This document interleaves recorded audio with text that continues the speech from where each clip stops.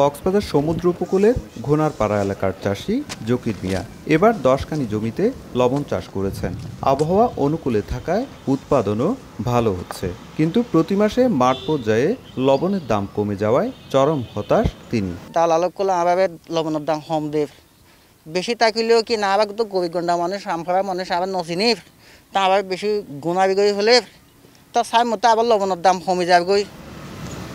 একই অবস্থা হায়দারপাড়া লবণ চাষিদের। তারা বলছেন প্রতিমন লবণ উৎপাদনের বিপরীতে খরচ হয় 350 টাকার বেশি, কিন্তু দফায় দফায় লবণের দাম কমে যাওয়ার কারণে দুশ্চিন্তায় চাষিরা।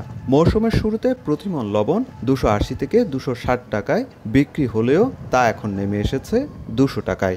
সিন্ডিকেট করেই দাম কমিয়ে দেওয়া হচ্ছে অভিযোগ তাদের। দ্বিতীয় মাস তাইর ভাই দেয় 80 মন, দাম পাইতে 220 টাকা করি, 30 টাকা 20 টাকা। এখন তৃতীয় মাসের মাঝে লবণ উঠে হালকা সিজনও ভালো হয়ে লবণ দাম একদম কম। আমরা লবণ উৎপাদন করতে পারি আর লবণ বিক্রি করতে পারি না, দাম অবস্থা খারাপ। এদিকে কক্সবাজারের কোথাও লবণ মজুত কিংবা সংরক্ষণের গুদাম নেই। মাঠ পর্যায়ে লবণের ন্যায্য মূল্য না পেয়ে অনেক চাষি উৎপাদিত লবণ মাঠে গর্ত কুড়ে সংরক্ষণ করছেন। অনেকেই সংরক্ষণের সুযোগ না পেয়ে কম দামে বিক্রিতে বাধ্য হচ্ছেন।